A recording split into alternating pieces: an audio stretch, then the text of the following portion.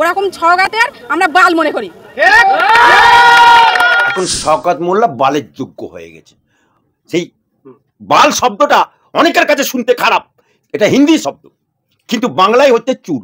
শওকত মোল্লাকে যে মহিলা বলেছে তাকে আমি স্যালুট জানাই, এবং তার যদি কোনো রকম কোন পুলিশ বা কোন তৃণমূলের হারমাত বাহিনী এতটুকু টাচ করে, আমি অ্যাডভোকেট আলী আফজল চাঁদ ফ্রিতে তাকে আইনি সাহায্য দেব। আমাদের কোনো ভয় নেই, আমাদের কোনো ভয় নেই। আমরা 14টা কেস খেয়ে রয়েছি অলরেডি, আমার স্বামী অলরেডি 14টা কেস খেয়ে রয়েছে, ঠিক আছে। আমাদের কোনো কেসের ভয় লাগে না, কোনো বোমেরও ভয় লাগে না, কোনো গুলিরও ভয় লাগে না। ওরকম ছগাতের আমরা বাল মনে করি। সেখানকার মেয়েদেরকে জেল কাটিয়েছে, তার স্বামীদেরকে জেল কাটিয়েছে, সেই কারণেই তাদের জেল খেটে, তাদের স্বামীদের জেল খেটে ওখানকার মানুষের প্রতি তৃণমূলের শওকত মোল্লা অত্যাচারিত হয়ে আজকে তাদের কাছে এখন শওকত মোল্লা বালের যোগ্য হয়ে গেছে। সেই বাল শব্দটা অনেকের কাছে শুনতে খারাপ, এটা হিন্দি শব্দ, কিন্তু বাংলায় হচ্ছে চুল। হিন্দিতে বলে বাল আর বাংলায় বলে বাল। যেমন ইমাম শব্দটা কি? উর্দু শব্দ। মুয়াজ্জিন শব্দটা কি? উর্দু শব্দ। বাংলায় ইমাম মানে নেতা, মুয়াজ্জিন মানে যে আজান দেয় তাকে মুয়াজ্জিন বলে। যেমন আপনি বিহারে যাবেন, দোকানে লেখা আছে নিচে কা বাল উপর মে কামাতা হ্যায়, নিচে কা বাল উপর মে, অর্থাৎ বাল উপরে কামাতে। তা বলে কি সেটা খারাপ? ঠিক একই কায়দায় ওকে শওকত মোল্লাকে যে মহিলা বলেছে তাকে আমি স্যালুট জানাই, এবং তার যদি কোনো রকম কোন পুলিশ বা কোন তৃণমূলের হারমাত বাহিনী এতটুকু টাচ করে, আমি অ্যাডভোকেট আলী আফজল চাঁদ ফ্রিতে তাকে আইনি সাহায্য দেব। তাই আজকে ওখানে নওশাদ সিদ্দিকী আছে, নওশাদ সিদ্দিকী থাকবে, ভবিষ্যতেও থাকবে। এক আকাশ মে হাজার তারা উঠতা হ্যায়, লেকিন আকাশ মে এক নওশাদ সিদ্দিকী ভাঙড় মে হ্যায়। একজন কলকাতা হাইকোর্টের আইনজীবী, এই ভাঙড়ে মহিলাদের পাশে দাঁড়াচ্ছেন কেন? কি কারণে? কি ভাঙড়ের মহিলারা তারা অন্যায়ের বিরুদ্ধে প্রতিবাদ জানাচ্ছে। ভাঙড়ের মহিলারা যে মমতা ব্যানার্জি সততার প্রতীক বলেছিল, সেই সততার প্রতীক উল্টে অসতের প্রতীক হয়ে গেছে। আজকে শওকত মোল্লা বোমারু বাহিনী, সেই বোমারু বাহিনীদের বিরুদ্ধে আজকে মহিলারা সোচ্চার হয়েছে, অন্যায়ের বিরুদ্ধে সোচ্চার হচ্ছে। আমার নবী বলেছে অন্যায় বিরুদ্ধে সোচ্চার হও। তাই মুসলমান নারীরা অন্যায়ের বিরুদ্ধে সোচ্চার হয়েছে, তাই তাদের পাশে অ্যাডভোকেট আলী আফজল চাঁদ পাশে আছে। হিম্মতদার মহিলাদের পাশে আছে, হিম্মতদার সহি ইমানদারদের পাশে অ্যাডভোকেট আলী আফজল চাঁদ আছে, ছিল, থাকবে। যে রোক সকে তো রোকলো। এই যে শওকত মোল্লার বিরুদ্ধে যেভাবে মন্তব্য করছে, এতে কি শওকত মোল্লার গুরুত্ব হারাচ্ছে ভাঙড় থেকে?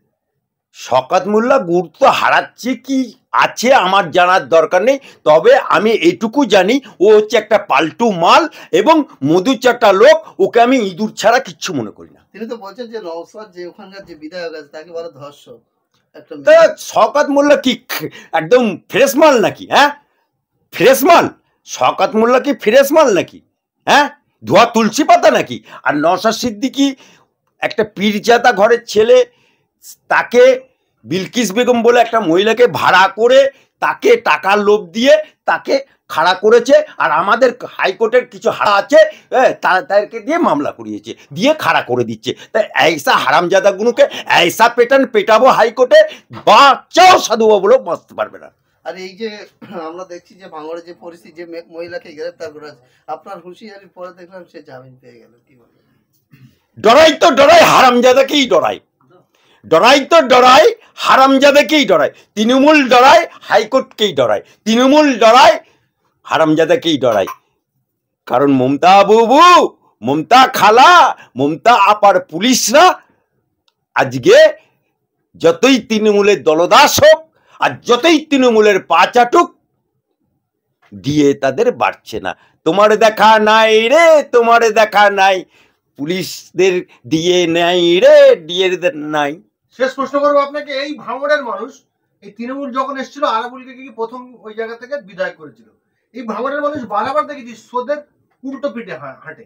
সেই জন্য ভাঙড়ের রাস্তাঘাট, পানীয় জল, শিক্ষা, স্বাস্থ্য সমস্ত বিধানসভা থেকে ভাঙড়টা অনেকটা পিছিয়ে রয়েছে। এই বিষয়ে আপনি কি বলবেন? দেখুন, বাংলায় একটা কথা আছে, নদীর একুল ভাঙে, এক কুল ভাঙে, এক কুল গড়ে। সিপিএমের আমলে গড়েছিল, তৃণমূল আমলে ভাঙছে।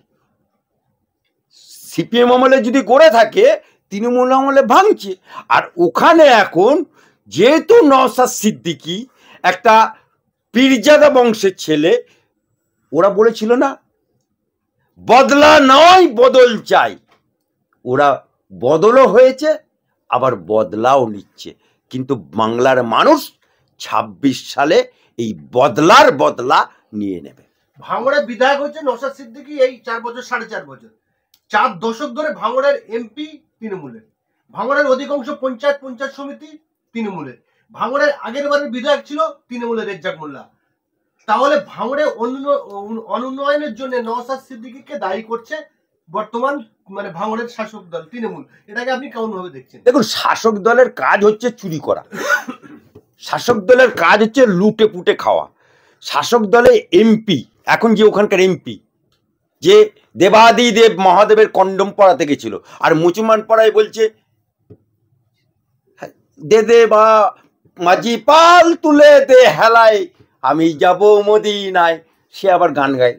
তো সুতরাং আজকে তৃণমূল যারা করছে, ঘুটে কৌনের ব্যাটারা তারা মক্কা দেখেছে, তাই তারা নিজেদের বাপ 14 পুরুষের ভিটে ছিল না, বাপ 14 পুরুষের টাকা ছিল না। এখন ওরা এই তৃণমূল আমলে করে কমে খাচ্ছে, আর ঘুটে কৌনের ব্যাটারা সব মক্কা দেখে ফেলেছে। আগে ওদের পেটটা ভরবে, তবে তো উন্নয়ন হবে। ওরা নিজেদেরই তো উন্নয়ন করতে ব্যস্ত। তাই আজকে ওখানে নওশাদ সিদ্দিকী আছে, নওশাদ সিদ্দিকী থাকবে, ভবিষ্যতেও থাকবে। এক আকাশ মে হাজার তারা উঠতা হ্যায়, লেকিন আকাশ মে এক নওশাদ সিদ্দিকী ভাঙড় মে হ্যায়। দেখুন,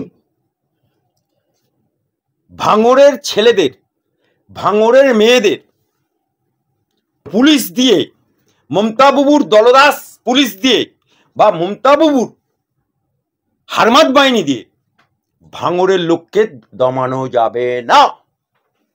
আর বিলকিস বানুকে দিয়ে, বাইট দিয়েও তাকে দমানো যাবে না। কারণ এই শওকত মোল্লা এ মালটা আগে সিপিএম করত, রেজ্জাক মোল্লা হচ্ছে গুরু। সেই শওকত মোল্লা যখন মমতা ব্যানার্জি জীবনতলাতে মিটিং করছে, সেই মিটিং করতে যাচ্ছে, তখন সিপিএম মাল ওই শওকত মোল্লা। আরাবুল তখন দায়িত্বে, দক্ষিণ 24 পরগনার সভাপতি তখন শিক্ষামন্ত্রী পার্থ চট্টোপাধ্যায় দায়িত্বে। আরাবুলকে বলল দিদি যাবে, মিটিং করবে। মিটিংয়ে শওকত মোল্লার ভয়ে দোদণ্ড পড়ে, কোনো ডেকোরেটর বাঁশ দিল না, কেউ ডেকোরেটর করতে পারলো না, অর্থাৎ মঞ্চ করতে পারলো না। অবশেষে কলকাতার থেকে রেডিমেড মঞ্চ স্টিলে তৈরি করে সেখানে বসিয়ে দিল। মমতা ব্যানার্জি মিটিং করলো, মিটিং করে গাড়িতে উঠতে যাবে, এই শওকত মোল্লা বিশাল বোম চার্জ করলো, মঞ্চটা উড়ে গেল, মমতা ব্যানার্জি বেঁচে গেল। পরবর্তীকালে বামফ্রন্ট চলে যাওয়ার পরে এই শওকত মোল্লা, লালচি শওকত মোল্লা, বোমারু শওকত মোল্লা তৃণমূলে জয়েন করলো।